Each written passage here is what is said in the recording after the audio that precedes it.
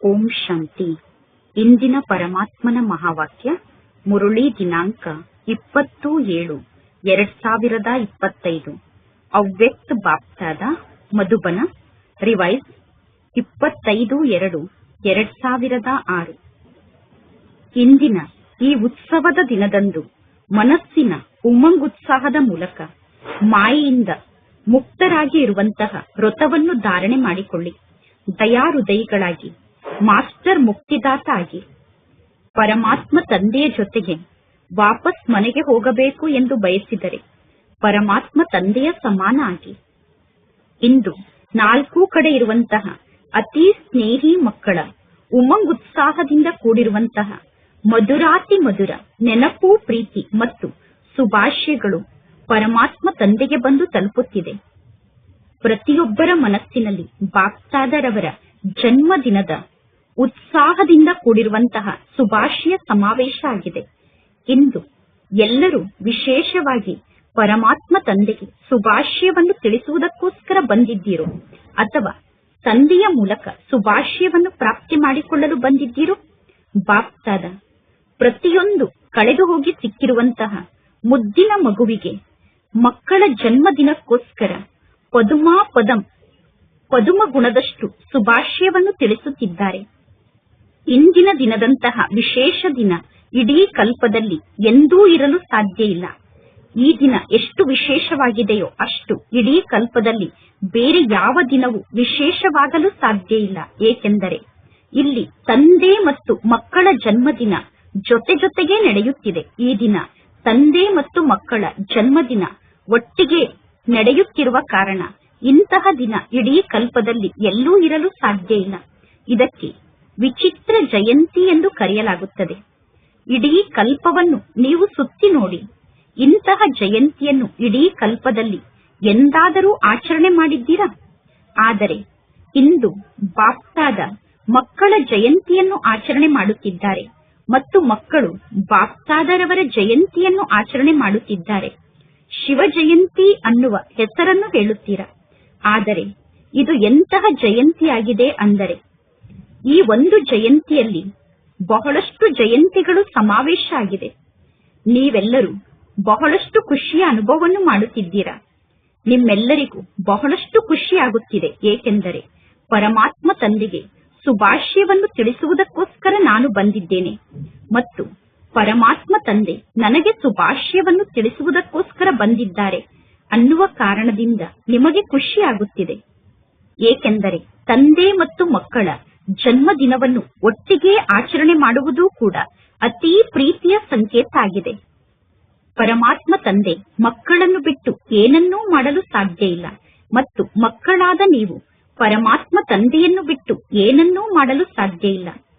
ಈ ಸಂಗಮ ಯುಗದಲ್ಲಿ ತಂದೆಯ ಜೊತೆಗೆ ಒಟ್ಟಿಗೆ ಇರುತ್ತೇವೆ ಅಂದ ಮೇಲೆ ಈ ಸಂಗಮ ಯುಗದಲ್ಲಿ ತಂದೆಯ ಜೊತೆಗೆ ಒಟ್ಟಿಗೆ ಜನ್ಮ ಸಿಕ್ಕಿದೆ ಮತ್ತು ಸಂಗಮ ಯುಗದಲ್ಲಿ ಪರಮಾತ್ಮ ತಂದೆಯ ಜೊತೆಗೆ ಒಟ್ಟಿಗೆ ಇರುತ್ತೇವೆ. ಏಕೆಂದರೆ ತಂದೆ ಮತ್ತು ಮಕ್ಕಳಾದ ನೀವು ಕಂಬೈಂಡ್ ಆಗಿದ್ದೀರಾ. ವಿಶ್ವ ಕಲ್ಯಾಣದ ಕಾರ್ಯ ಕೂಡ ಒಟ್ಟಿಗೆ ನಡೆಯುತ್ತಿದೆ. ಒಂಟಿಯಾಗಿ ಪರಮಾತ್ಮ ತಂದೆ ವಿಶ್ವ ಕಲ್ಯಾಣದ ಕಾರ್ಯವನ್ನು ಮಾಡಲು ಸಾಧ್ಯ ಇಲ್ಲ. ಮಕ್ಕಳಾದ ನೀವು ಕೂಡ ಒಂಟಿಯಾಗಿ ವಿಶ್ವ ಕಲ್ಯಾಣವನ್ನು ಮಾಡಲು ಸಾಧ್ಯ ಇಲ್ಲ. ತಂದೆ ಮತ್ತು ಮಕ್ಕಳು ಜೊತೆ ಜೊತೆಗೆ ವಿಶ್ವ ಕಲ್ಯಾಣವನ್ನು ಮಾಡುತ್ತಿದ್ದೀರಾ ಮತ್ತು ಪರಮಾತ್ಮ ತಂದೆ ಮಕ್ಕಳಿಗೆ ಪ್ರಾಮಿಸ್ ಅನ್ನು ಮಾಡಿದ್ದಾರೆ. ತಂದೆಯ ಪ್ರತಿಜ್ಞೆ ಆಗಿದೆ, ಮಕ್ಕಳೇ ನಾನು ಸದಾ ನಿಮ್ಮ ಜೊತೆಗೇ ಇರುತ್ತೇನೆ ಮತ್ತು ನಿಮ್ಮನ್ನು ಜೊತೆಗೇ ಕರೆದುಕೊಂಡು ಹೋಗುತ್ತೇನೆ ಎಂದು. ಅಂದ ಮೇಲೆ ಪರಮಾತ್ಮ ತಂದೆಯ ಜೊತೆಗೆ ವಾಪಸ್ ಹೋಗುತ್ತೀರಾ ತಾನೆ? ನಿಮ್ಮ ಜೊತೆಗೇ ಇರುತ್ತೇನೆ, ನಿಮ್ಮನ್ನು ಜೊತೆಗೇ ಕರೆದುಕೊಂಡು ಹೋಗುತ್ತೇನೆ ಎಂದು ಪರಮಾತ್ಮ ತಂದೆ ಪ್ರತಿಜ್ಞೆಯನ್ನು ಮಾಡಿದ್ದಾರೆ ತಾನೆ? ಇಷ್ಟೊಂದು ಪ್ರೀತಿಯನ್ನು ಎಲ್ಲಾದರೂ ನೋಡಿದ್ದೀರಾ? ತಂದೆ ಮತ್ತು ಮಕ್ಕಳ ಮಧ್ಯದಲ್ಲಿ ಇಷ್ಟೊಂದು ಪ್ರೀತಿ ಇರುವುದನ್ನು ಎಲ್ಲಾದರೂ ನೋಡಿದ್ದೀರಾ? ಇಂತಹ ತಂದೆ ಮತ್ತು ಮಕ್ಕಳ ಪ್ರೀತಿಯನ್ನು ಎಂದಾದರೂ ನೋಡಿದ್ದೀರಾ? ಅಥವಾ ಈ ಪ್ರೀತಿಯನ್ನು ಈಗ ಅನುಭವ ಮಾಡುತ್ತಿದ್ದೀರೋ?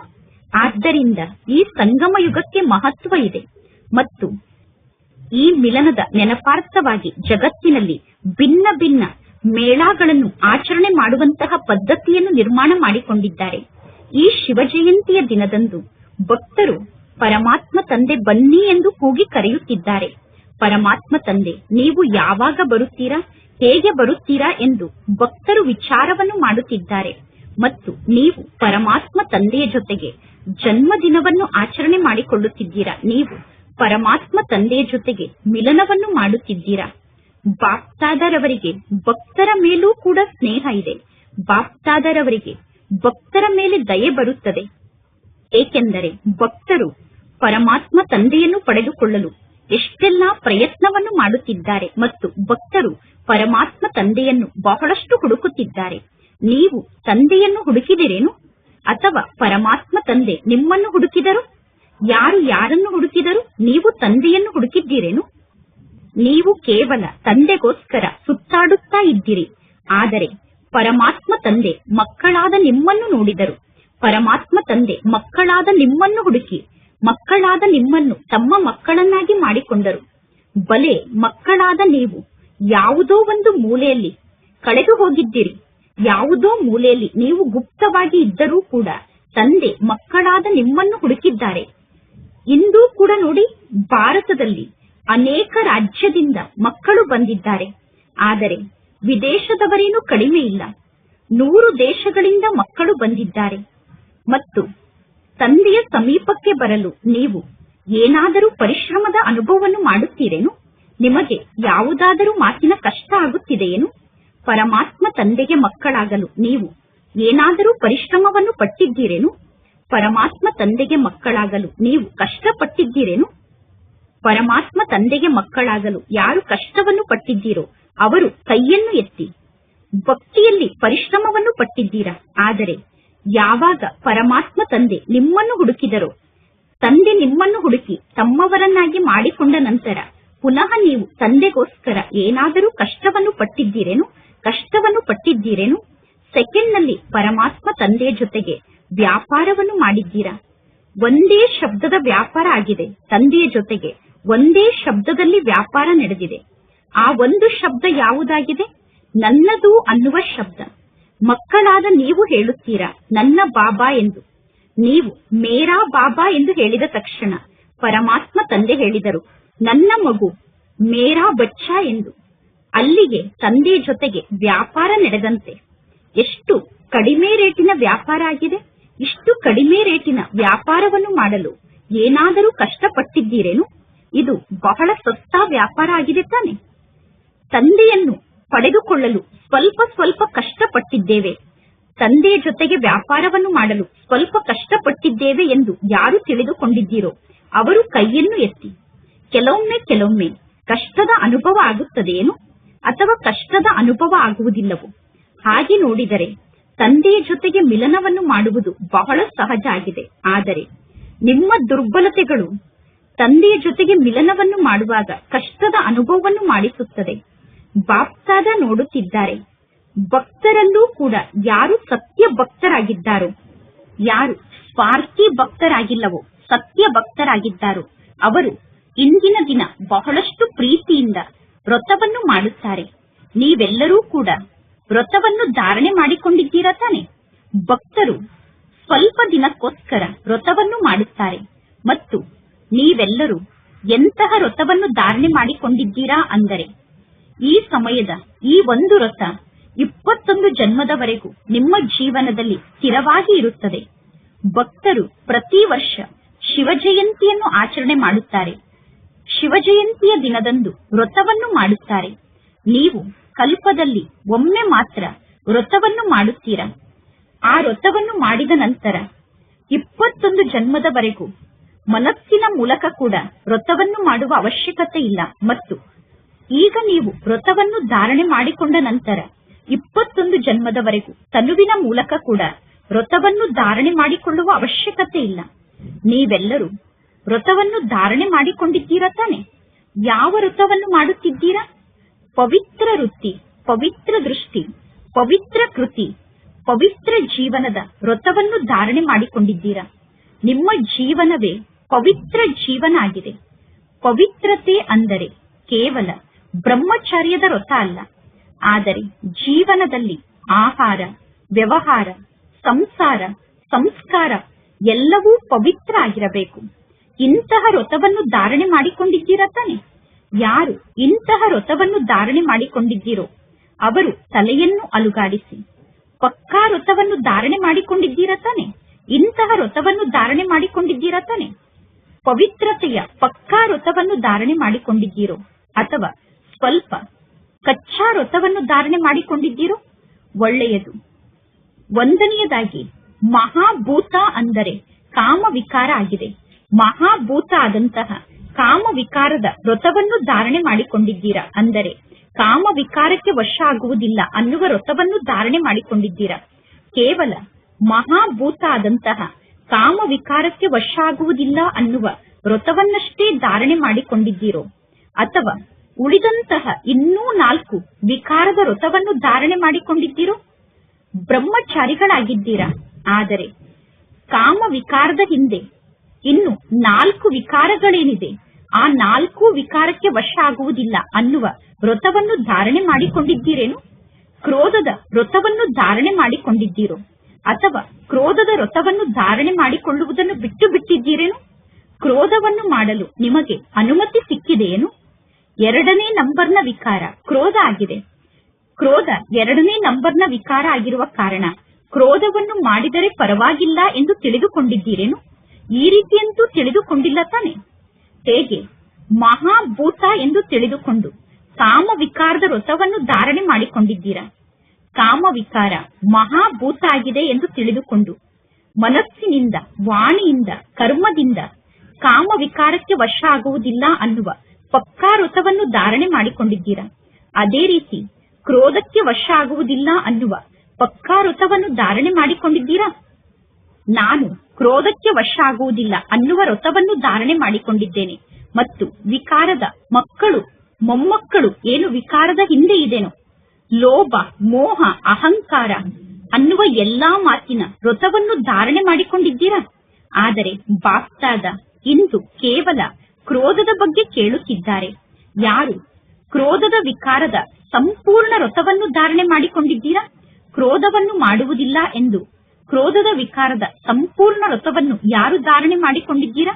ಮನಸ್ಸಿನಲ್ಲೂ ಕೂಡ ನನಗೆ ಕ್ರೋಧ ಇಲ್ಲ, ಮನಸ್ಸಿನಲ್ಲೂ ಕ್ರೋಧದ ಫೀಲಿಂಗ್ ಇರಬಾರದು, ಮನಸ್ಸಿನಲ್ಲೂ ಕ್ರೋಧದ ಅನುಭವ ಆಗುತ್ತಿಲ್ಲ ತಾನೆ? ಇಷ್ಟೊಂದು ವ್ರತವನ್ನು ಧಾರಣೆ ಮಾಡಿಕೊಂಡಿದ್ದೀರಾ. ಇಂದು ಶಿವ ಜಯಂತಿಯನ್ನು ಆಚರಣೆ ಮಾಡುತ್ತಿದ್ದೀರಾ. ಅಂದ ಮೇಲೆ ಭಕ್ತರೂ ಕೂಡ ವ್ರತವನ್ನು ಮಾಡುತ್ತಾರೆ. ಅಂದ ಮೇಲೆ ಬಾಪ್ತಾದ ವ್ರತವನ್ನು ಧಾರಣೆ ಮಾಡಿಕೊಂಡಿದ್ದೀರಾ ಎಂದು ಮಕ್ಕಳನ್ನು ಕೇಳುತ್ತಾರೆ ತಾನೆ? ನಾನು ಸ್ವಪ್ನದಲ್ಲೂ ಕೂಡ ಕ್ರೋಧಕ್ಕೆ ವಶ ಆಗಲು ಸಾಧ್ಯ ಇಲ್ಲ. ಕನಸಿನಲ್ಲೂ ಕ್ರೋಧದ ಅಂಶ ನನ್ನ ಮನಸ್ಸಿನಲ್ಲಿ ಉತ್ಪನ್ನ ಆಗಲು ಸಾಧ್ಯ ಇಲ್ಲ ಎಂದು ಯಾರು ತಿಳಿದುಕೊಂಡಿದ್ದೀರೋ ಅವರು ಕೈಯನ್ನು ಎತ್ತಿ. ಕನಸಿನಲ್ಲೂ ಕ್ರೋಧ ಬರಲು ಸಾಧ್ಯ ಇಲ್ಲ ತಾನೆ? ಕನಸಿನಲ್ಲೂ ಕ್ರೋಧ ಬರುವುದಿಲ್ಲ ತಾನೆ? ಕ್ರೋಧ ಬರುವುದಿಲ್ಲ ತಾನೆ? ಕೆಲವರು ಮಾತ್ರ ಕೈಯನ್ನು ಎತ್ತಿದರು. ಒಳ್ಳೆಯದು. ಯಾರು ಕೈಯನ್ನು ಎತ್ತಿದ್ದಾರೋ ಅವರ ಫೋಟೋವನ್ನು ತೆಗೆಯಿರಿ. ಏಕೆಂದರೆ ಬಾಪ್ತಾದ ಕೈಯನ್ನು ಎತ್ತಿದ ತಕ್ಷಣ ನೀವು ಕ್ರೋಧವನ್ನು ತ್ಯಾಗ ಮಾಡಿದ್ದೀರಾ ಎಂದು ಒಪ್ಪಿಕೊಳ್ಳುವುದಿಲ್ಲ. ನಿಮ್ಮ ಜೊತೆಗಾರರಿಂದ ಸರ್ಟಿಫಿಕೇಟ್ ಅನ್ನು ಪಡೆದುಕೊಳ್ಳುತ್ತಾರೆ. ನಂತರ ನಿಮಗೆ ಬಹುಮಾನವನ್ನು ಕೊಡುತ್ತಾರೆ. ಇದು ಒಳ್ಳೆಯ ಮಾತಾಗಿದೆ ತಾನೆ? ಏಕೆಂದರೆ ಬಾಪ್ತಾದ ನೋಡುತ್ತಿದ್ದಾರೆ. ಕ್ರೋಧದ ಅಂಶ ಅಂತೂ ಮಕ್ಕಳ ಮನಸ್ಸಿನಲ್ಲಿ ಉತ್ಪನ್ನ ಆಗುತ್ತಿಲ್ಲ ತಾನೆ? ಈರ್ಷ್ಯೆ, ಹೊಟ್ಟೆ ಕಿಚ್ಚು ಇದೂ ಕೂಡ ಕ್ರೋಧದ ಮಕ್ಕಳು, ಮೊಮ್ಮಕ್ಕಳಾಗಿದೆ. ಆದರೆ ಒಳ್ಳೆಯದೇ ಆಗಿದೆ. ಕೈಯನ್ನು ಎತ್ತುವ ಸಾಹಸವನ್ನು ಮಾಡಿದ್ದೀರಾ. ಕ್ರೋಧವನ್ನು ಗೆಲ್ಲುವಂತಹ ಸಾಹಸವನ್ನು ಇಟ್ಟುಕೊಂಡಿದ್ದೀರಾ. ಇದು ಒಳ್ಳೆಯ ಮಾತಾಗಿದೆ. ಯಾರೆಲ್ಲ ಕ್ರೋಧವನ್ನು ಗೆದ್ದಿದ್ದೇವೆ ಎಂದು ಕೈಯನ್ನು ಎತ್ತುತ್ತಿದ್ದೀರೋ ಬಾಪ್ತಾದ ಈಗ ಆ ಎಲ್ಲಾ ಮಕ್ಕಳಿಗೂ ಶುಭಾಶಯವನ್ನು ತಿಳಿಸುತ್ತಿದ್ದಾರೆ. ಆದರೆ ನಿಮ್ಮ ಸರ್ಟಿಫಿಕೇಟ್ ಅನ್ನು ತಂದೆ ತರಿಸಿಕೊಂಡ ನಂತರ ಪುನಃ ನಿಮಗೆ ಕ್ರೋಧವನ್ನು ಗೆದ್ದಿರುವ ಕಾರಣ ಬಹುಮಾನವನ್ನು ಕೊಡುತ್ತಾರೆ. ಏಕೆಂದರೆ ಬಾಪ್ತಾದ ಯಾವ ಹೋಮ್ವರ್ಕ್ ಅನ್ನು ಕೊಟ್ಟಿದ್ದಾರೋ ಅದರ ರಿಸಲ್ಟ್ ಅನ್ನು ಕೂಡ ಬಾಪ್ತಾದ ನೋಡುತ್ತಿದ್ದಾರೆ. ಇಂದು ಪರಮಾತ್ಮ ಶಿವ ತಂದೆಯ ಜನ್ಮದಿನವನ್ನು ಆಚರಣೆ ಮಾಡುತ್ತಿದ್ದೀರಾ. ಅಂದ ಮೇಲೆ ಜನ್ಮದಿನದಂದು ಏನನ್ನು ಮಾಡಲಾಗುತ್ತದೆ? ಜನ್ಮದಿನದಂದು ಒಂದನೆಯದಾಗಿ ಕೇಕ್ ಅನ್ನು ಕಟ್ ಮಾಡುತ್ತಾರೆ.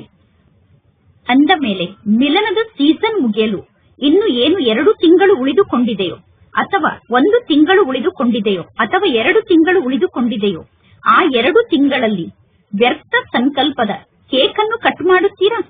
ಈ ಕೇಕನ್ನು ಕಟ್ ಮಾಡುವುದು ಬಹಳ ಸಹಜ. ಸ್ಥೂಲ ಕೇಕನ್ನು ಸಹಜ ರೂಪದಲ್ಲಿ ಕಟ್ ಮಾಡುತ್ತೀರಾ ತಾನೆ?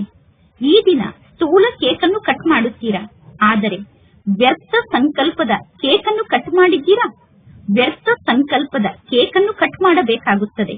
ಏಕೆಂದರೆ ತಂದೆಯ ಜೊತೆಗೆ ವಾಪಸ್ ಮನೆಗೆ ಹೋಗಬೇಕು. ತಂದೆಯ ಜೊತೆಗೆ ವಾಪಸ್ ಮನೆಗೆ ಹೋಗುತ್ತೇವೆ ಅನ್ನುವ ಪಕ್ಕಾ ಪ್ರತಿಜ್ಞೆಯನ್ನು ಮಾಡಿದ್ದೀರಾ ತಾನೆ? ತಂದೆಯ ಜೊತೆಗೆ ಇರುತ್ತೇವೆ, ತಂದೆಯ ಜೊತೆಗೆ ವಾಪಸ್ ಮನೆಗೆ ಹೋಗುತ್ತೇವೆ ಎಂದು ಪ್ರತಿಜ್ಞೆಯನ್ನು ಮಾಡಿದ್ದೀರಾ? ತಂದೆಯ ಜೊತೆಗೆ ವಾಪಸ್ ಮನೆಗೆ ಹೋಗಬೇಕು ಎಂದು ಬಯಸಿದರೆ ಪರಮಾತ್ಮ ತಂದೆಯ ಸಮಾನ ಆಗಬೇಕು. ತಂದೆಯ ಸಮಾನ ಆಗಲು ಇನ್ನೇನು ಸ್ವಲ್ಪ ಅಂತರ ಉಳಿದುಕೊಂಡಿದೆಯೋ ಆ ಅಂತರ ಕೂಡ ಈ 2 ತಿಂಗಳಲ್ಲಿ ಸಂಪೂರ್ಣ ಆಗಿಬಿಡಬೇಕು. ಈ ದಿನ ಪರಮಾತ್ಮ ತಂದೆಯ ಜನ್ಮದಿನವನ್ನು ಆಚರಣೆ ಮಾಡುವುದಕ್ಕೋಸ್ಕರ ಎಂತೆಂತಹ ಸ್ಥಾನದಿಂದ ಮಕ್ಕಳು ಬಂದಿದ್ದಾರೆ. ಬೇರೆ ಬೇರೆ ಸ್ಥಾನದಿಂದ ತಂದೆಯ ಜನ್ಮದಿನವನ್ನು ಆಚರಣೆ ಮಾಡಲು ಮಕ್ಕಳು ಬಂದಿದ್ದಾರೆ. ಪ್ಲೈನ್ ನಿಂದ ಬಂದಿದ್ದಾರೆ, ಟ್ರೈನ್ ನಿಂದ ಬಂದಿದ್ದಾರೆ, ಕಾರ್ನಿಂದ ಕೂಡ ಬಂದಿದ್ದಾರೆ. ಮಕ್ಕಳು ಓಡೋಡಿ ತಂದೆಯ ಬಳಿ ಬಂದಿರುವುದನ್ನು ನೋಡಿ ಬಾಪ್ತಾದ ಕೂಡ ಖುಷಿ ಪಡುತ್ತಿದ್ದಾರೆ.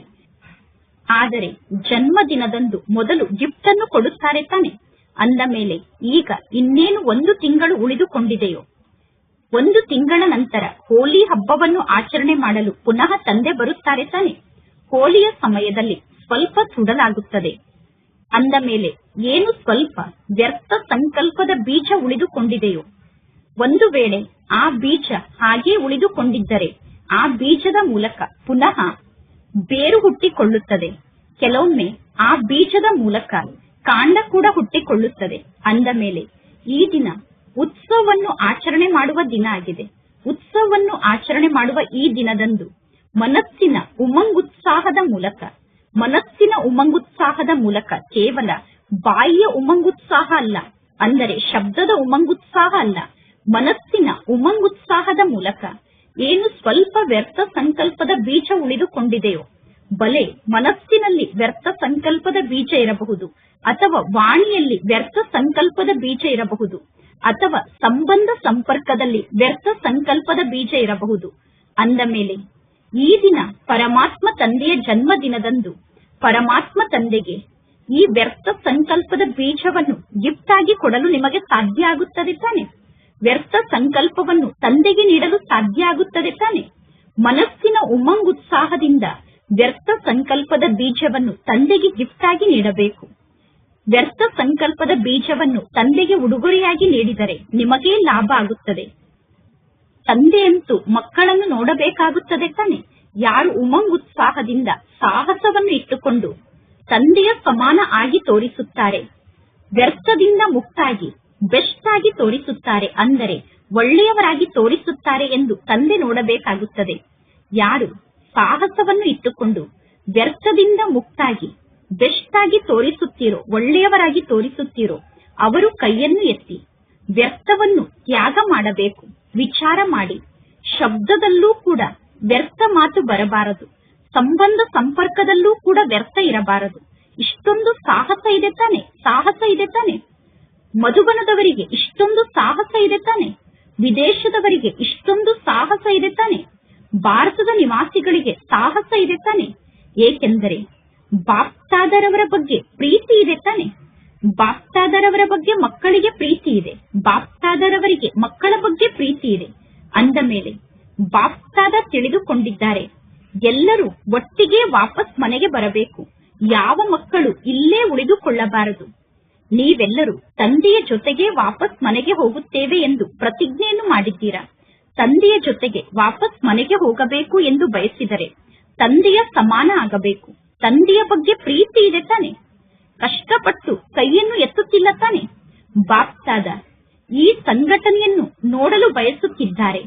ಈ ಸಂಪೂರ್ಣ ಬ್ರಾಹ್ಮಣ ಪರಿವಾರದ ಆತ್ಮರು ತಂದೆಯ ಸಮಾನ ಆಗಿರುವಂತಹ ಚೆಹರೆಯನ್ನು ನೋಡಲು ಬಾಪ್ತಾದ ಬಯಸುತ್ತಿದ್ದಾರೆ. ಈ ಸಂಘಟನೆಯಲ್ಲಿ ಇರುವಂತಹ ಸಂಪೂರ್ಣ ಬ್ರಾಹ್ಮಣ ಪರಿವಾರದವರ ಚೆಹರೆ ತಂದೆಯ ಸಮಾನ ಆಗಿರಬೇಕು ಅನ್ನುವುದನ್ನು ನೋಡಲು ತಂದೆ ಬಯಸುತ್ತಿದ್ದಾರೆ. ಕೇವಲ ದೃಢ ಸಂಕಲ್ಪವನ್ನು ಮಾಡುವಂತಹ ಸಾಹಸವನ್ನು ಇಟ್ಟುಕೊಳ್ಳಿ. ದೃಢ ಸಂಕಲ್ಪವನ್ನು ಮಾಡಿದರೆ ಯಾವ ಮಾತು ದೊಡ್ಡ ಮಾತಲ್ಲ, ಆದರೆ ಸಹನಾ ಶಕ್ತಿ ಬೇಕು, ಎದುರಿಸುವಂತಹ ಶಕ್ತಿ ಬೇಕು. ಈ 2 ಶಕ್ತಿ ನಿಮ್ಮಲ್ಲಿ ಇರಬೇಕು. ಯಾರಲ್ಲಿ ಸಹನಾ ಶಕ್ತಿ ಇದೆಯೋ, ಎದುರಿಸುವಂತಹ ಶಕ್ತಿ ಇದೆಯೋ ಅವರು ಸಹಜವಾಗಿ ಕ್ರೋಧದಿಂದ ಮುಕ್ತ ಆಗುತ್ತಾರೆ. ಅಂದ ಮೇಲೆ ಬ್ರಾಹ್ಮಣ ಮಕ್ಕಳಾದ ನಿಮಗೆ ಬಾಪ್ತಾದ ಸರ್ವಶಕ್ತಿಯನ್ನು ವರದಾನದ ರೂಪದಲ್ಲಿ ನೀಡಿದ್ದಾರೆ ಮತ್ತು ಮಾಸ್ಟರ್ ಸರ್ವಶಕ್ತಿವಂತ ಆತ್ಮ ಅನ್ನುವ ಬಿರುದನ್ನು ನೀಡಿದ್ದಾರೆ. ಅಂದ ಮೇಲೆ ಕೇವಲ ಒಂದು ಶ್ಲೋಗನ್ ಅನ್ನು ನೆನಪಿನಲ್ಲಿ ಇಟ್ಟುಕೊಳ್ಳಿ. ಒಂದು ವೇಳೆ 1 ತಿಂಗಳಲ್ಲಿ ತಂದೆಯ ಸಮಾನ ಆಗಬೇಕು ಎಂದು ಬಯಸಿದರೆ ಒಂದು ಶ್ಲೋಗನ್ ಅನ್ನು ಸದಾ ನೆನಪಿನಲ್ಲಿ ಇಟ್ಟುಕೊಳ್ಳಿ. ಪ್ರತಿಜ್ಞೆಯನ್ನು ಮಾಡಿದ್ದೀರಾ ತಾನೆ? ಎಂದೂ ದುಃಖವನ್ನು ಕೊಡಬಾರದು ಮತ್ತು ದುಃಖವನ್ನು ತೆಗೆದುಕೊಳ್ಳಬಾರದು ಅನ್ನುವ ಶ್ಲೋಗನ್ ಅನ್ನು ನೆನಪಿನಲ್ಲಿ ಇಟ್ಟುಕೊಳ್ಳಿ. ಕೆಲವರು ಪ್ರತಿದಿನ ಚೆಕ್ ಮಾಡಿಕೊಳ್ಳುತ್ತಾರೆ, ಈ ದಿನ ನಾನು ಯಾರಿಗೂ ದುಃಖವನ್ನು ನೀಡಲಿಲ್ಲ ತಾನೆ? ಆದರೆ ಮಕ್ಕಳು ಸಹಜವಾಗಿ ದುಃಖವನ್ನು ಪಡೆದುಕೊಳ್ಳುತ್ತಾರೆ. ಏಕೆಂದರೆ ದುಃಖವನ್ನು ಅನ್ಯರು ನೀಡುತ್ತಿದ್ದಾರೆ. ಅನ್ಯರು ನೀಡುತ್ತಿರುವ ಕಾರಣ ನನಗೆ ದುಃಖದ ಅನುಭವ ಆಗುತ್ತಿದೆ. ಅನ್ಯರು ದುಃಖವನ್ನು ನೀಡುತ್ತಿರುವ ಕಾರಣ ನಾನು ದುಃಖವನ್ನು ಪಡೆದುಕೊಳ್ಳುತ್ತಿದ್ದೇನೆ ಎಂದು ಹೇಳಿ ಸ್ವಯಂ ಅನ್ನು ದುಃಖಿಯಾಗುವ ಮಾತಿನಿಂದ ಮುಕ್ತ ಮಾಡಿಕೊಳ್ಳುತ್ತಾರೆ. ನಾನು ಯಾರಿಗೂ ದುಃಖವನ್ನು ಕೊಡಲಿಲ್ಲ, ನಾನು ಅನ್ಯರಿಗೆ ದುಃಖವನ್ನು ನೀಡುವಂತಹ ಯಾವ ಕಾರ್ಯವನ್ನೂ ಮಾಡಲಿಲ್ಲ, ಆದರೆ ಅನ್ಯರು ನನಗೆ ದುಃಖವನ್ನು ನೀಡಿದರು. ಅಂದ ಮೇಲೆ ನಾನು ಆ ದುಃಖವನ್ನು ತೆಗೆದುಕೊಂಡೆ. ದುಃಖವನ್ನು ತೆಗೆದುಕೊಳ್ಳದೇ ಇದ್ದರೆ ನಾನು ಏನನ್ನು ಮಾಡಲಿ ಎಂದು ತಂದೆಯನ್ನು ಕೇಳುತ್ತಾರೆ. ತಂದೆ ತಿಳಿಸುತ್ತಾರೆ, ಅನ್ಯರು ದುಃಖವನ್ನು ನೀಡುತ್ತಿರಬಹುದು, ಆದರೆ ದುಃಖವನ್ನು ಪಡೆದುಕೊಳ್ಳುತ್ತಿರುವಂತವರು ನೀವಾಗಿದ್ದೀರಾ ತಾನೆ? ನೀವು ದುಃಖವನ್ನು ಪಡೆದುಕೊಳ್ಳುತ್ತಿದ್ದೀರೋ ಅಥವಾ ದುಃಖವನ್ನು ನೀಡುತ್ತಿದ್ದೀರೋ? ದುಃಖವನ್ನು ನೀಡುವಂತವರು ದುಃಖವನ್ನು ನೀಡುವ ತಪ್ಪನ್ನು ಮಾಡುತ್ತಿದ್ದಾರೆ. ಅಂದ ಮೇಲೆ ಪರಮಾತ್ಮ ತಂದೆ ಮತ್ತು ನಾಟಕ ಅವರ ದುಃಖದ ಲೆಕ್ಕವನ್ನು ನೋಡಿಕೊಳ್ಳುತ್ತದೆ. ಅವರ ದುಃಖದ ಲೆಕ್ಕವನ್ನು ನೀವೇಕೆ ನೋಡುತ್ತೀರಾ? ಅವರು ದುಃಖವನ್ನು ಕೊಟ್ಟಾಗ ನೀವೇಕೆ ದುಃಖವನ್ನು ಪಡೆದುಕೊಳ್ಳುತ್ತಿದ್ದೀರಾ? ಬಾಪ್ತಾದ ರಿಸಲ್ಟ್ ನಲ್ಲಿ ನೋಡುತ್ತಿದ್ದಾರೆ. ದುಃಖವನ್ನು ನೀಡುವಾಗ ಮಕ್ಕಳು ವಿಚಾರವನ್ನು ಮಾಡುತ್ತಾರೆ, ನಾನು ದುಃಖವನ್ನು ನೀಡಬಾರದು ಎಂದು. ಆದರೆ ಅನ್ಯರು ದುಃಖವನ್ನು ನೀಡಿದಾಗ ತಕ್ಷಣ ದುಃಖವನ್ನು ಸ್ವೀಕಾರ ಮಾಡುತ್ತಾರೆ. ಆದ್ದರಿಂದ ನೀವು ತಂದೆಯ ಸಮಾನ ಆಗಲು ನಿಮಗೆ ಸಾಧ್ಯ ಆಗುತ್ತಿಲ್ಲ. ದುಃಖವನ್ನು ತೆಗೆದುಕೊಳ್ಳಬಾರದು. ಯಾರು ಎಷ್ಟೇ ದುಃಖವನ್ನು ಕೊಟ್ಟರೂ ಕೂಡ ನಿಮಗೆ ದುಃಖದ ಅನುಭವ ಆಗಬಾರದು. ದುಃಖದ ಅನುಭವ ಆದರೆ ಕಾಯಿಲೆ ಜಾಸ್ತಿ ಆಗುತ್ತಾ ಹೋಗುತ್ತದೆ. ಆದ್ದರಿಂದ ಒಂದು ವೇಳೆ ಸಣ್ಣ ಸಣ್ಣ ಮಾತಿನಲ್ಲಿ ದುಃಖದ ಫೀಲಿಂಗ್ ಜಾಸ್ತಿ ಆಗುತ್ತಾ ಹೋದರೆ, ಅಂದರೆ ಸಣ್ಣ ಸಣ್ಣ ಮಾತಿಗೂ ದುಃಖದ ಅನುಭವವನ್ನು ಮಾಡುತ್ತಿದ್ದರೆ ವ್ಯರ್ಥ ಸಂಕಲ್ಪ ಸಮಾಪ್ತಿಯಾಗುವುದಿಲ್ಲ. ನೀವು ಸಣ್ಣ ಸಣ್ಣ ಮಾತಿಗೂ ದುಃಖದ ಅನುಭವವನ್ನು ಮಾಡುತ್ತಿದ್ದರೆ ವ್ಯರ್ಥ ಸಂಕಲ್ಪವನ್ನು ಸಮಾಪ್ತಿ ಮಾಡಲು ನಿಮಗೆ ಸಾಧ್ಯ ಆಗುವುದಿಲ್ಲ. ಅಂದ ಮೇಲೆ ಪುನಃ ಪರಮಾತ್ಮ ತಂದೆ ನಿಮ್ಮನ್ನು ಹೇಗೆ ಜೊತೆಗೆ ಕರೆದುಕೊಂಡು ಹೋಗಲು ಸಾಧ್ಯ? ಪರಮಾತ್ಮ ತಂದೆಯ ಬಗ್ಗೆ ಪ್ರೀತಿ ಇದೆ ತಾನೆ? ತಂದೆಗೂ ಕೂಡ ಮಕ್ಕಳ ಬಗ್ಗೆ ಪ್ರೀತಿ ಇದೆ. ತಂದೆ ನಿಮ್ಮನ್ನು ಬಿಟ್ಟು ಹೋಗಲು ಸಾಧ್ಯ ಇಲ್ಲ. ತಂದೆ ನಿಮ್ಮನ್ನು ಜೊತೆಗೆ ಕರೆದುಕೊಂಡು ಹೋಗಬೇಕು. ಅಂದ ಮೇಲೆ ಎಲ್ಲರಿಗೂ ಈ ಮಾತಿನ ಒಪ್ಪಿಗೆ ಇದೆ ತಾನೆ? ಎಲ್ಲರಿಗೂ ಈ ಮಾತು ಒಪ್ಪಿಗೆ ಇದೆ ತಾನೆ? ಈ ಮಾತು ಎಲ್ಲರಿಗೂ ಇಷ್ಟ ಆಯಿತು ತಾನೆ? ದುಃಖವನ್ನು ಕೊಡಬಾರದು ಮತ್ತು ದುಃಖವನ್ನು ತೆಗೆದುಕೊಳ್ಳಬಾರದು ಅನ್ನುವ ಮಾತು ಎಲ್ಲರಿಗೂ ಇಷ್ಟ ಆಯಿತು ತಾನೆ? ಈಗ ಕೈಯನ್ನು ಎತ್ತಿ. ತಂದೆಯ ಹಿಂದೆ ಹಿಂದೆ ಹೋಗುವಂತವರಂತೂ ಆಗುವುದಿಲ್ಲ ತಾನೆ? ಒಂದು ವೇಳೆ ತಂದೆಯ ಜೊತೆಗೆ ಹೋಗಬೇಕು ಎಂದು ಬಯಸಿದರೆ ತಂದೆಗೆ ಈ ಗಿಫ್ಟ್ ಅನ್ನು ಕೊಡಬೇಕು. 1 ತಿಂಗಳಲ್ಲಿ ಎಲ್ಲರೂ ಅಭ್ಯಾಸವನ್ನು ಮಾಡಿಕೊಳ್ಳಿ, ನಾನು ದುಃಖವನ್ನು ತೆಗೆದುಕೊಳ್ಳುವುದಿಲ್ಲ ಮತ್ತು ದುಃಖವನ್ನು ಕೊಡುವುದಿಲ್ಲ ಎಂದು. ಎಂದೂ ಈ ರೀತಿ ಹೇಳಬೇಡಿ, ನಾನು ಅವರಿಗೆ ದುಃಖವನ್ನು ಕೊಡಲಿಲ್ಲ, ಆದರೆ ಅವರು ದುಃಖವನ್ನು ತೆಗೆದುಕೊಂಡರು. ಈ ರೀತಿ ಕೂಡ ಆಗುತ್ತಿರುತ್ತದೆ ತಾನೆ? ಪರದರ್ಶನವನ್ನು ಮಾಡಬೇಡಿ, ಸ್ವದರ್ಶನವನ್ನು ಮಾಡಿ. ದುಃಖದಿಂದ ಮುಕ್ತ ಆಗುವ ಮಾತಿನಲ್ಲಿ, ಅಂದರೆ ದುಃಖವನ್ನು ಕೊಡದೇ ಇರುವ ಮಾತಿನಲ್ಲಿ, ದುಃಖವನ್ನು ಪಡೆದುಕೊಳ್ಳದೇ ಇರುವ ಮಾತಿನಲ್ಲಿ ಅರ್ಜುನ ಆಗಬೇಕು. ನಾನೇ ಅರ್ಜುನ ಆಗಬೇಕು. ನೋಡಿ ನೋಡಿ, ಬಾಪ್ತಾದ ಮಕ್ಕಳ ರಿಪೋರ್ಟ್ ಅನ್ನು ನೋಡಿದರು. ಆ ರಿಪೋರ್ಟ್ ನಲ್ಲಿ ಮೆಜಾರಿಟಿ ಮಕ್ಕಳು ಸಂತುಷ್ಟರಾಗಿಲ್ಲ ಅನ್ನುವುದು ತಂದೆಗೆ ಗೊತ್ತಾಯಿತು. ಆದ್ದರಿಂದ ಬಾಪ್ತಾದ ಪುನಃ 1 ತಿಂಗಳಿಗೋಸ್ಕರ ಅಂಡರ್ಲೈನ್ ಅನ್ನು ಮಾಡಿಸುತ್ತಿದ್ದಾರೆ. ಒಂದು ವೇಳೆ ಈ 1 ತಿಂಗಳು ನೀವು ಅಭ್ಯಾಸವನ್ನು ಮಾಡಿದರೆ ನಂತರ ಅದೇ ಅಭ್ಯಾಸ ಆಗಿಬಿಡುತ್ತದೆ. ಅಂದ ಮೇಲೆ ಅಭ್ಯಾಸವನ್ನು ಮಾಡಿಕೊಳ್ಳಿ. ಮಾತನ್ನು ಹಗುರವಾಗಿ ತೆಗೆದುಕೊಳ್ಳಬೇಡಿ. ಇದೆಲ್ಲ ನಡೆಯುತ್ತಿರುತ್ತದೆ, ಇಷ್ಟಂತೂ ನಡೆಯಲೇಬೇಕು ತಾನೆ ಎಂದು ಮಾತನ್ನು ಹಗುರವಾಗಿ ತೆಗೆದುಕೊಳ್ಳಬೇಡಿ. ಒಂದು ವೇಳೆ ಬಾಪ್ತಾದರವರ ಬಗ್ಗೆ ಪ್ರೀತಿ ಇದ್ದರೆ ಪ್ರೀತಿಗೋಸ್ಕರ ಏನನ್ನು ಬೇಕಾದರೂ ಮಾಡುತ್ತಾರೆ.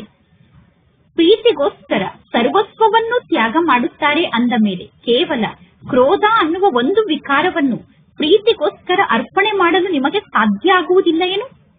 ಸಮರ್ಪಣೆ ಮಾಡುವುದು ಅಂದರೆ ಏನಾಗಿದೆ? ಸಮರ್ಪಣೆಯ ಸಂಕೇತ ಅಂದರೆ ತಂದೆಯ ಆಜ್ಞೆಯನ್ನು ಸ್ವೀಕಾರ ಮಾಡಬೇಕು.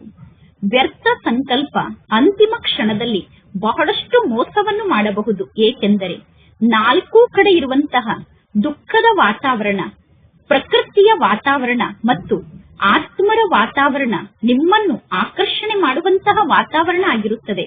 ಒಂದು ವೇಳೆ ವ್ಯರ್ಥ ಸಂಕಲ್ಪವನ್ನು ಮಾಡುವ ಅಭ್ಯಾಸ ಇದ್ದರೆ ಆ ವ್ಯರ್ಥದಲ್ಲೇ ಅಂತ್ಯದಲ್ಲಿ ಸಿಕ್ಕಿ ಹಾಕಿಕೊಳ್ಳುತ್ತೀರಾ.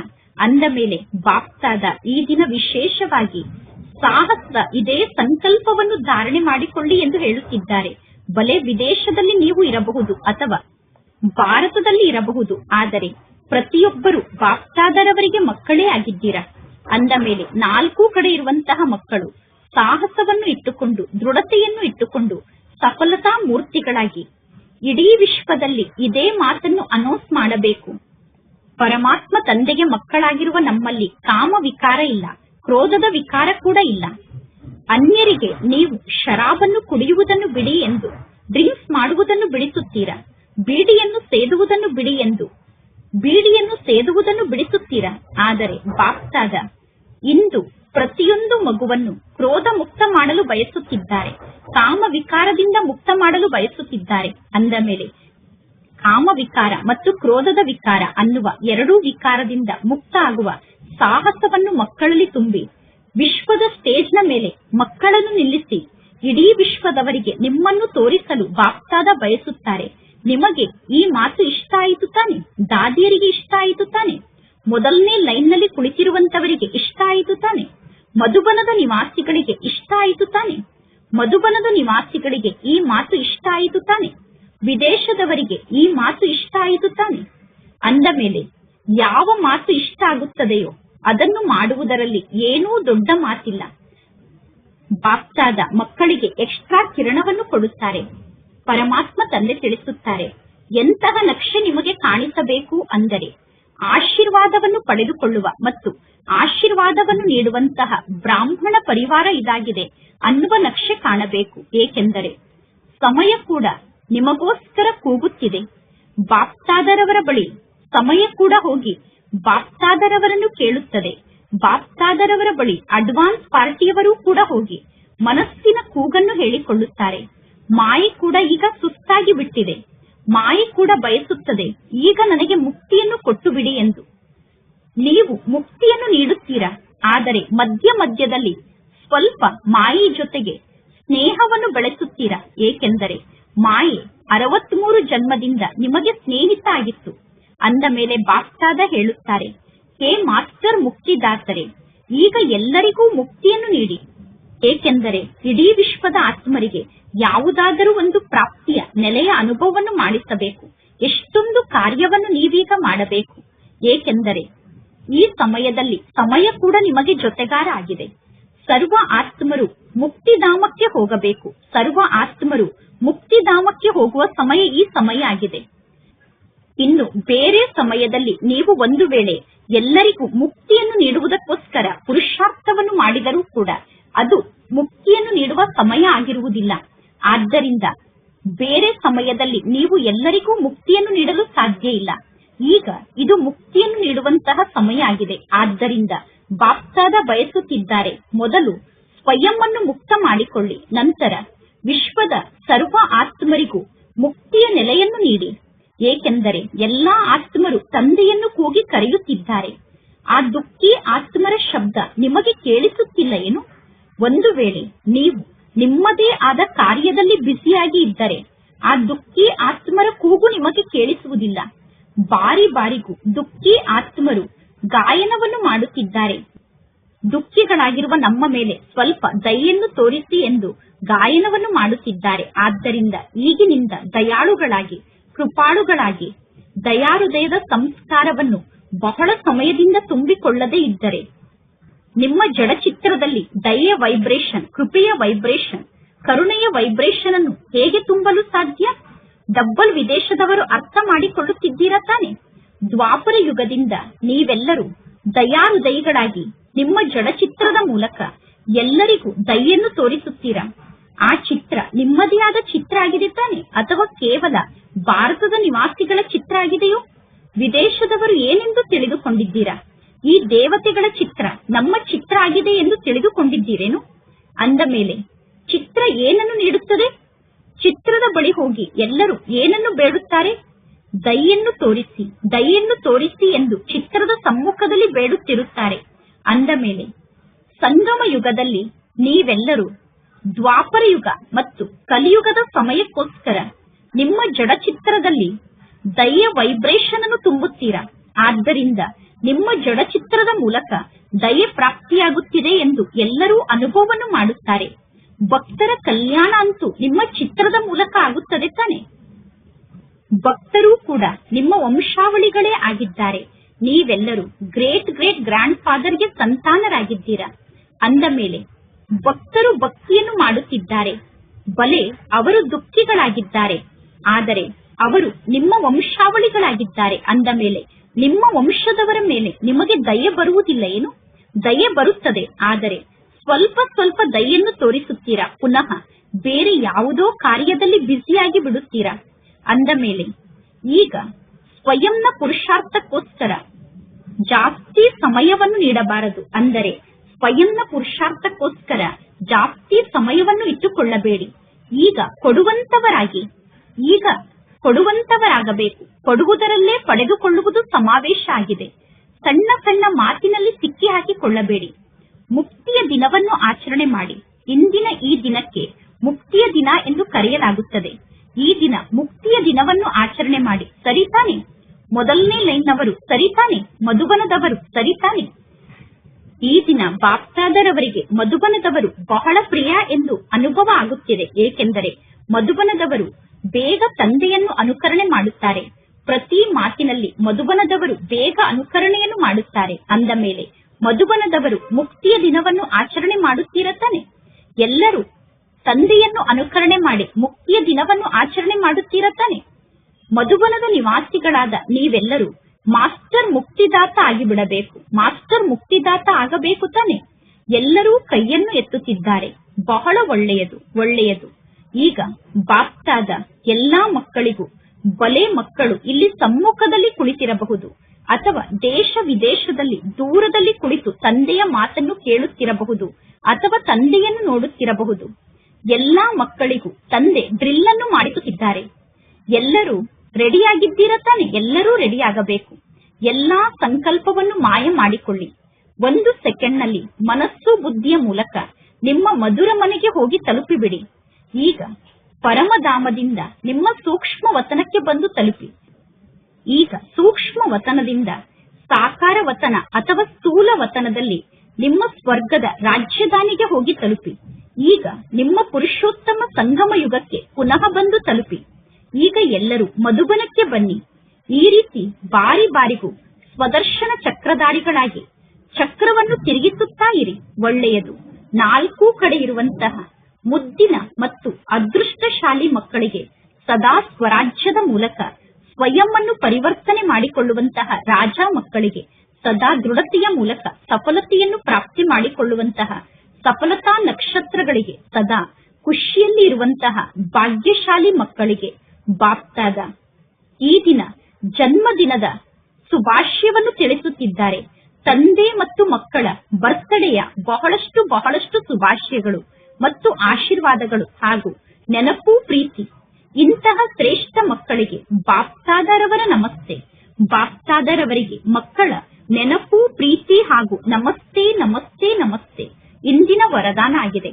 ವಿಶ್ವ ಕಲ್ಯಾಣದ ಜವಾಬ್ದಾರಿಯನ್ನು ಅರ್ಥ ಮಾಡಿಕೊಂಡು ಸಮಯ ಮತ್ತು ಶಕ್ತಿಯ ಉಳಿತಾಯವನ್ನು ಮಾಡುವಂತಹ ಮಾಸ್ಟರ್ ರಚಯಿತಾಗಿ ವಿಶ್ವದಲ್ಲಿರುವ ಸರ್ವ ಆತ್ಮರು ಶ್ರೇಷ್ಠ ಆತ್ಮರಾದ ನಿಮ್ಮ ಪರಿವಾರದ ಆತ್ಮರೇ ಆಗಿದ್ದಾರೆ. ಯಾರು ಪರಿವಾರದಲ್ಲಿ ದೊಡ್ಡವರಾಗಿರುತ್ತಾರೋ ಅವರಿಗೆ ಸದಾ ಉಳಿತಾಯವನ್ನು ಮಾಡುವ ವಿಚಾರ ಇರುತ್ತದೆ. ಅಂದ ಮೇಲೆ ಸರ್ವ ಆತ್ಮರನ್ನು ನಿಮ್ಮ ಸಮ್ಮುಖದಲ್ಲಿ ನೋಡುತ್ತಾ ಸ್ವಯಂ ಅನ್ನು ಬೇಹದ್ದಿನ ಸೇವೆಗೋಸ್ಕರ ನಿಮಿತ್ತ ಎಂದು ತಿಳಿದುಕೊಂಡು ನಿಮ್ಮ ಸಮಯ ಮತ್ತು ಶಕ್ತಿಯನ್ನು ಬೇಹದ್ದಿನ ಸೇವೆಯಲ್ಲಿ ತೊಡಗಿಸಿ.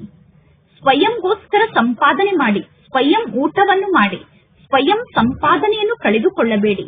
ಈ ಮಾತಿನಲ್ಲಿ ಹುಡುಗಾಟಿಕೆಯನ್ನು ಮಾಡಬೇಡಿ.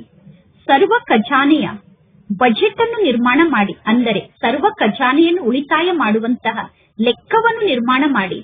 ಮಾಸ್ಟರ್ ರಚಯಿತಾ ಭವ ಅನ್ನುವ ವರದಾನವನ್ನು ಸ್ಮೃತಿಯಲ್ಲಿ ಇಟ್ಟುಕೊಂಡು ಸಮಯ ಮತ್ತು ಶಕ್ತಿಯ ಸ್ಟಾಕ್ ಅನ್ನು ಜಮಾ ಮಾಡಿಕೊಳ್ಳಿ. ಸೇವೆಗೋಸ್ಕರ ಸಮಯ ಮತ್ತು ಶಕ್ತಿಯ ಸ್ಟಾಕ್ ಅನ್ನು ಜಮಾ ಮಾಡಿಕೊಳ್ಳಿ. ಇಂದಿನ ಸ್ಲೋಗನ್ ಆಗಿದೆ, ಯಾರ ಸಂಕಲ್ಪ ಮತ್ತು ಮಾತಿನ ಮೂಲಕ ಸರ್ವರಿಗೂ ವರದಾನಗಳ ಪ್ರಾಪ್ತಿಯಾಗುತ್ತದೆಯೋ ಅವರೇ ಮಹಾದಾನಿಗಳಾಗಿದ್ದಾರೆ. ಇಂದಿನ ಅವ್ಯಕ್ತ ಸೂಚನೆಯಾಗಿದೆ, ಸಂಕಲ್ಪದ ಶಕ್ತಿಯನ್ನು ಜಮಾ ಮಾಡಿಕೊಂಡು ಶ್ರೇಷ್ಠ ಸೇವೆಗೋಸ್ಕರ ನಿಮಿತ್ತರಾಗಿ. ನಿಮ್ಮಲ್ಲಿ ಎಷ್ಟೆಲ್ಲಾ ಸೂಕ್ಷ್ಮ ಶಕ್ತಿ ಇದೆಯೋ ಆ ಸೂಕ್ಷ್ಮ ಶಕ್ತಿಗಳು ನಿಮ್ಮ ಮಂತ್ರಿ ಅಥವಾ ಮಹಾಮಂತ್ರಿ ಆಗಿದೆ. ಮನಸ್ಸು ಮತ್ತು ಬುದ್ಧಿ ಅನ್ನುವಂಥದ್ದು ನಿಮ್ಮ ಮಂತ್ರಿ ಮತ್ತು ಮಹಾಮಂತ್ರಿ ಆಗಿದೆ.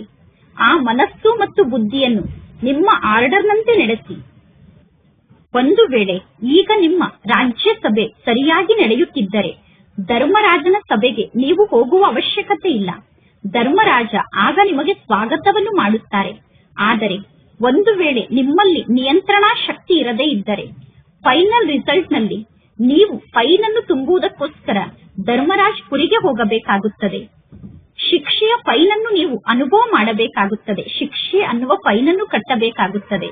ಆದ್ದರಿಂದ ರಿಫೈನ್ ಆಗಿಬಿಡಿ, ಶುದ್ಧ ಆತ್ಮರಾಗಿ. ಆಗ ಫೈಲ್ ಅನ್ನು ಕಟ್ಟುವ ಅವಶ್ಯಕತೆ ಇರುವುದಿಲ್ಲ. ಇಂದಿನ ಸೂಚನೆಯಾಗಿದೆ, ಇಂದು ತಿಂಗಳ 3ನೇ ಭಾನುವಾರ ಆಗಿದೆ. ಎಲ್ಲಾ ರಾಜಯೋಗಿ ತಪಸ್ವಿ ಸೋದರ ಸೋದರಿಯರು ಸಂಜೆ 6:30 ರಿಂದ 7:30 ವಿಶೇಷವಾಗಿ ಯೋಗದ ಅಭ್ಯಾಸ ಸಮಯದಲ್ಲಿ ಭಕ್ತರ ಕೂಗನ್ನು ಕೇಳಿ ಮತ್ತು ಸ್ವಯಂ ಇಷ್ಟ ದೇವತೆಯಾಗಿ, ದಯಾಹೃದಯಿಯಾಗಿ, ದಾತಾ ಸ್ವರೂಪದಲ್ಲಿ ಸ್ಥಿತಾಗಿ ಎಲ್ಲರ ಮನೋಕಾಮನೆಯನ್ನು ಪೂರ್ಣ ಮಾಡುವಂತಹ ಸೇವೆಯನ್ನು ಮಾಡಿ. ಒಳ್ಳೆಯದು. ಓಂ ಶಾಂತಿ.